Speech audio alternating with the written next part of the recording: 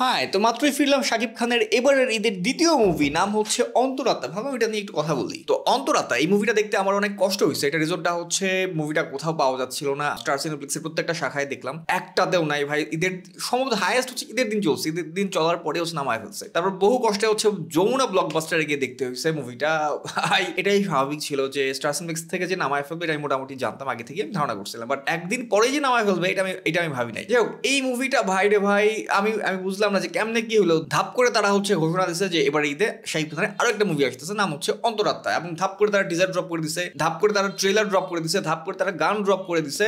কেউ জানেও না ভাই। আমি না হয় ফিল্ম নিয়ে খোঁজ খবর রাখি বা মুভি নিয়ে খোঁজ খবর রাখি, এবার ঈদে কোন কোন মুভি আসতেছে, কোন কোন মুভি যাচ্ছে, কি আসতেছে, কোনটা ড্রপ হচ্ছে, এগুলো খোঁজ খবর রাখি দেখে আমি খোঁজ পাইছি। এরকম আমার মতো যারা হচ্ছে একটু বেশি বেশি কিউরিয়াস, যারা তারা একটু খোঁজ খবর পাইছে। যারা হচ্ছে ধরেন মাস অডিয়েন্স, যারা হচ্ছে জাস্ট একটা মুভি আসলো জানলো তারপর হচ্ছে তারা গিয়ে দেখলো, তারা তো এই মুভির খোঁজই পায় নাই ভাই। এই জন্য বাংলা মুভির ইন্ডাস্ট্রির যে প্রমোশনের ব্যাপারটা আসলে সবাই ইগনোর করতেছে, ভাবছে আরে শাকিব খান আছে মানে তো সিনেমা চলবে। বাট এই যে এবার ঈদে প্রমাণ করে দিল যে শাকিব খান থাকলেই যে মুভি হয়ে যাবে, ব্যাপারটা কিন্তু তা না, মোটেই তা না। আপনাকে যথার্থ পরিমাণ প্রমোশন করতে হবে। আপনার মুভির কন্টেন্ট ভালো না খারাপ সেটা পরের ব্যাপার, সেটা দর্শকরা গিয়ে জাজ করবে, কিন্তু আপনাকে অ্যাটলিস্ট ফার্স্টে হচ্ছে আপনাকে প্রমোট করতে হবে মুভিটাকে। কথার কথা, আপনি আপনার মুভিটাকে হচ্ছে 10 জন বা আচ্ছা আমার নিজের কথা বলে, আমি একটা মুভি বানাইছি, কথার কথা আমি আমার মুভিটাকে 10 জন মানুষের কাছে জানাইলাম। 10 জনের মধ্যে কথার কথা 3 জন তারা ডিসাইড করলো ঠিক আছে মুভিটা দেখতে যাবে। বাট এখন যদি আমি মুভিটা জানাই মাত্র 3 জনের কাছে, অফকোর্স 3 জনকে জানাইছি, 3 জনই নিশ্চয়ই আমার সিনেমা দেখতে হলে চলে যাবে না। 3 জনের মধ্যে হায়েস্ট একজন যাইতে পারে, খুব যদি একদম আমি একটু এক্সট্রাঅর্ডিনারি লেভেলের কিছু বানাই ফেলি, হায়েস্ট গেলে 2 জন। বাট আমি এটা মোটেও এক্সপেক্ট করতে পারি না যে আমি জানাইছি মাত্র 3 জনকে, 3 জনে আমার হলে চলে যাবে, অফকোর্স নট। সো মুভিকে প্রমোট করতে হয়, মানুষকে জানাইতে হয়। একটা মানুষ যদি নাই জানে, আমি যদি নাই জানি যে এই নামের কোনো মুভি আছে, আমি কেমনে ডিসিশন নিব মুভি দেখার ব্যাপারে। সো আমি দেখছি যমুনা ব্লকবাস্টারে, অ্যান্ড হাতে গোনা কিছু মানুষজন ছিল, হায়েস্ট 10 জন, 15, 20 জন, হায়েস্ট 20 জনের বেশি হবে না। অথচ সিনেমা হলে সিট পাওয়া যাচ্ছে না। অন্যান্য মুভিতে বরবাদ বলেন, জঙ্গলি বলেন, দাগি বলেন, এগুলাতে সিট পাওয়া যাচ্ছে না, মানুষ টিকিট পাচ্ছে না। তারপরে অনেকেই ধরেন আসছে দেখতে, টিকিট নাই, অন্য কোনো ওই জঙ্গলি, দাগি বা বরবাদের টিকিট নাই, তখন কি করে, তখন ধরেন টিকিট কাউন্টার লোক বলে যে ভাই আরেকটা মুভি আছে শাকিব খানের, নতুন একটা মুভি আসছে, আচ্ছা তাহলে কি আর করে, আসছে ফ্যামিলি নিয়ে আসছি বা ফ্রেন্ডদেরকে নিয়ে আসছি, বাধ্য হয়ে তারপর হচ্ছে তারা অন্য একটা মুভি দেখে চলা যায়। সো এইরকম হাতে গোনা কিছু মানুষ হয়তো বা এই অন্তরাত্মা মুভিটা দেখতেছে। এছাড়া খুব ইন্টারেস্টেড হয়ে, কিউরিয়াস হয়ে মানুষ এই মুভিটা দেখবে বলে আমার মনে হয় না। যেখানে এই বাড়িতে এত জোস মুভি আসছে, বরবাদ আসছে, জঙ্গলি আসছে, দাগি আসছে, 3টা মুভি খুব একটা ভিন্ন ধাঁচের মুভি, সেখানে এই আগের ধাঁচের মুভিগুলো আমার মনে হয় না খুব একটা চলবে, মানে চলতেছেও না। অ্যান্ড এই যেটা বললাম একটু আগে যে স্টার সিনেপ্লেক্স থেকে নামাই দিছে, ঈদের দিনই নামাই দিছে, একদিন চল তারপর নামাই দিছে। বাই দ্য ওয়ে, আমি মুভির ট্রেলার পর্যন্ত দেখি নাই, মুভির ট্রেলার দেখছি মুভিতে যাওয়ার 1 কি 2 ঘন্টা আগে আমি ট্রেলার দেখছি। আচ্ছা, আমি ধারণা নিয়ে যাচ্ছি কি মুভি দেখতে যাচ্ছি। তো আমি এই জন্য কিন্তু আমার ট্রেলারের রিয়াকশনও দেওয়া হয়নি বা আমি ট্রেলার রিভিউ করি নাই। সো অনেকেই হচ্ছে আমার থ্রুতে অনেক সময় অনেকেই হচ্ছে মুভি সম্পর্কে জানতে পারে যে কোন মুভি আসতেছে। সো আমিও যেহেতু রিভিউ করি নাই বা রিয়াকশন দিই নাই, সো অনেক মানুষ জানেই না যে এই নামের কোনো মুভি আসছে। এবার হচ্ছে মুভিটা সম্পর্কে আমি যতটুকু যা জানতে পারছি সেটা একটু বলি। মুভিটা রিলিজ পাওয়ার কথা ছিল হয়তো আর 3-4 বছর আগে, কোনো রিজনে, সেটা করোনার কারণে কি নাম জানি না, করোনার কারণে নাকি হচ্ছে পলিটিক্যাল কোনো রিজনে এই মুভিটা রিলিজ দেওয়া হয় না। এই মুভিটা রিলিজ দিচ্ছে 3-4 বছর পর। সো আপনিই বলেন যে 3-4 বছর আগের একটা মুভি এই টাইমে এসে, এমন একটা টাইমে এসে যেখানে কিনা আমি ধরেন লাস্ট 2-3 বছরের সিনারিওর কথা বলছি। ধরেন কথা এরকম হয়েছে যে শাকিব খানের কোনো ভালো মুভি আসছে, আফরান নিশোর কোনো মুভি আসে নাই। আবার ধরেন সিয়াম আহমেদের কোনো ভালো একটা মুভি আসছে, বাট শাকিব খানের ভালো মুভি আসে নাই। আবার ধরেন শাকিব খানের ভালো মুভি আসছে, বাট সিয়াম আহমেদের কোনো মুভি রিলিজ পায় না, এরকম হচ্ছে। কিন্তু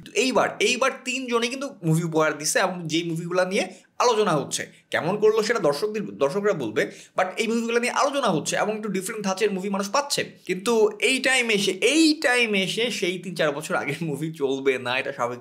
বাট মুভিটা ভালো, মুভিটা মানে একদম ফেলে দেওয়ার মতো মুভি না। আমি দেখলাম আমার যথেষ্ট ভালো লাগছে। কারণ এই সেম মুভিটা যদি আমাকে 2016-17 দিকে দেখতে দিত, আমি বলতাম ওয়াও, সেই বানাইছে তো ভালো, চমৎকার একটা মুভি বানাইছে। কারণ শাকিব খান আগে যে টাইপের মুভি করতো 2015-16 আগে ম্যাক্সিমাম টাইম হচ্ছে কপি পেস্ট মুভি করতো। তামিল থেকে কপি, তেলেগু থেকে কপি, নাম কপি, গানের সুর কপি, এই কপি, মানে পুরাটাই ধরেন কপি পেস্ট, এক এলিমেন্ট এক জায়গা থেকে কপি। সো এই টাইপের মুভি করতো শাকিব খান। সো ওই টাইমে যদি এই মুভিটা আমি দেখতাম, আমি অফকোর্স আমি অবাক হইতাম যে বাহ, খুব সুন্দর তো মুভিটা, মানে খুব ভালো লাগছে, মুভি স্টোরিটা খুব ডিফারেন্ট একটা স্টোরি। বাট এখন এই টাইমে এসে যেখানে হচ্ছে শাকিব খান তুফানের মতো মুভি দিয়ে দিচ্ছে, প্রিয়তমার মতো মুভি দিয়ে দিচ্ছে, যেখানে কিনা হচ্ছে রাজকুমারের মতো মুভি দিয়ে দিছে। আর এবার তো ভাই বরবাদ দিয়ে তো মানে অন্য একটা লেভেলে নিয়ে গেছে। সো এই টাইমে এসে শাকিব খানের সেই আগের ধাঁচের মুভি, মানে ফুললি আগের ধাঁচের বলবো না, আগের ধাঁচের চাইতে একটু ভালো টাইপের একটা মুভি, বাট এই টাইমে এসে এটা ভাই ইররিলেভেন্ট হয়ে গেছে। এই টাইমে মানুষ এই টাইপের মুভি আর পছন্দ করে না, বাট মুভিটা ভালো ছিল। মুভিটা সরি আমি মুভি রিভিউ দেখে আমি বেশি কপচাই রিজন আছে, আপনাদেরকে কনটেক্সটটা দেওয়া দরকার ছিল মুভি রিভিউতে ঢোকার আগে। ওকে, এবার হচ্ছে রিভিউতে ঢুকি। প্রথমে যদি আমি হচ্ছে স্টোরি নিয়ে কথা বলি, স্টোরিটা হচ্ছে এরকম, একটা গ্রামের এলাকা, এবং গ্রামের হচ্ছে প্রভাবশালী একজন ব্যক্তি হচ্ছে শাকিব খান। তার নাম থাকে হচ্ছে প্রথম, খুব সুন্দর একটা নাম প্রথম, এবং নায়িকার নাম থাকে হচ্ছে রূপকথা। দেখেন নামগুলো কিন্তু সুন্দর, বাংলা নাম দিচ্ছে। যেটা বলছিলাম যে প্রথম নামের একজন ব্যক্তি শাকিব খান, তিনি হচ্ছে এলাকার প্রভাবশালী ব্যক্তি, অ্যান্ড ওইদিকে হচ্ছে রূপকথা, যে কিনা সাধারণ পরিবারের একটা মেয়ে। সো শাকিব খান হচ্ছে ওই মেয়েটাকে দেখে ভালো লেগে যায়। তারপরে হচ্ছে স্টোরি আস্তে আস্তে আঁকায়, প্রেমও আছে, অ্যাকশনও আছে, twist and turns, climax, suspense মোটামুটি আছে, মানে খুব নাই হাই, বাট আছে। অ্যান্ড এই প্যাটার্নের মুভি আর 4-5 বছর আগে দিলে আমি দেখতাম হয়তো, আগ্রহ নিয়ে দেখতাম, বাট এখন এই গেল হচ্ছে স্টোরি। আর এই মুভিতে অভিনয়ের আরেকজন ছিল শাকিব খানের ফ্রেন্ড। মোটামুটি অভিনয়ের দিক থেকে বলা যায় যে মোটামুটি সবাই ভালো করছে, মানে দুর্দান্ত কিছু হয়ে যায় নাই, যেমন ধরেন দাগি টাইপের অভিনয় হয়ে যায় নাই, বাট ভালো চলে, মানে অ্যাটলিস্ট বাপ্পি চৌধুরীর মুভিগুলোর মতো হয় নাই। এরপর আসলে হচ্ছে মুভির যেই কথা নিয়ে বলতে হয় সেটা হচ্ছে মুভির ডায়লগসগুলো আমি ভালো না খারাপ আমি বলতে পারতেছি না। ডায়লগুলো একটু ডিফারেন্ট টাইপের, যেমন ধরেন আমি শাকিব খানের মুখে এই টাইপের ডায়লগ শুনে আমি অবাক হয়েছি, আর একটু কেমন লাগছে। ডায়লগুলো ছিল এরকম: জীবনটা বড়ই বিচিত্র, আজকে তোমার সাথে আমার দেখা হয়ে গেল, বড়ই বিচিত্র, বড়ই বৈচিত্র্যময়। আরো ধরেন, মানে আমি আরো জাস্ট বিচিত্র বললাম, ধরেন কথার ডায়লগসগুলোতে কঠিন বাংলাতে ব্যবহার করছে, মনে হচ্ছে যে আমি শরৎচন্দ্রের উপন্যাস পড়তেছি বা রবীন্দ্রনাথের উপন্যাস পড়তেছি। সো আমি ফার্স্টে একটু কনফিউজ ছিলাম যে এটা কি কোনো উপন্যাস থেকে বানানো হয়েছে কিনা। আমি ট্রেলারে তো এরকম কোনো কিছু পাইনি যে অমুক উপন্যাস অবলম্বনে। এই টাইমে এসে যে ওই টাইপের ডায়লগ, তো এই টাইমে এসে এখন মানুষ র জিনিসপত্র খোঁজে, র কথাবার্তা খোঁজে, র ডায়লগ খুঁজে, যাই খাইছি বসে গেছি, বা হচ্ছে ধরেন একটু যেমন বরবাদই তো, বরবাদ শাকিব খান ডায়লগ কেমন ছিল মনে আছে? আমি আমার ফিউচার নিয়ে ভাবি না, আমি আমার পাস্ট নিয়ে ভাবি না, মানে একদম ওই যে র ভাবে কথা বলছে, কিন্তু ওই যে সুন্দর করে শাকিব খান কিন্তু ওরকম ভাবে ডায়লগ দেয় নাই যে আমি আমার ফিউচার নিয়ে ভাবি না, আমি আমার অতীত নিয়ে ভাবি না। এত সুন্দর করে কিন্তু বলে নাই আমি আমার ফিউচার নিয়ে ভাবি, এরকম ভাবে বলছে। সো মানুষ এই টাইপের জিনিসপত্র এখন পছন্দ করতেছে। যেটা বলতেছিলাম সেটা হচ্ছে স্টোরির কথা বললাম। সিনেমাটোগ্রাফি মানে অত্যাধুনিক কোনো সিনেমাটোগ্রাফি না, সেই ব্যাকডেটেড আগের টাইপের সিনেমাটোগ্রাফি, মানে খুব একটা নাড়া দেওয়ার মতো না আর কি। তারপরে আসে হচ্ছে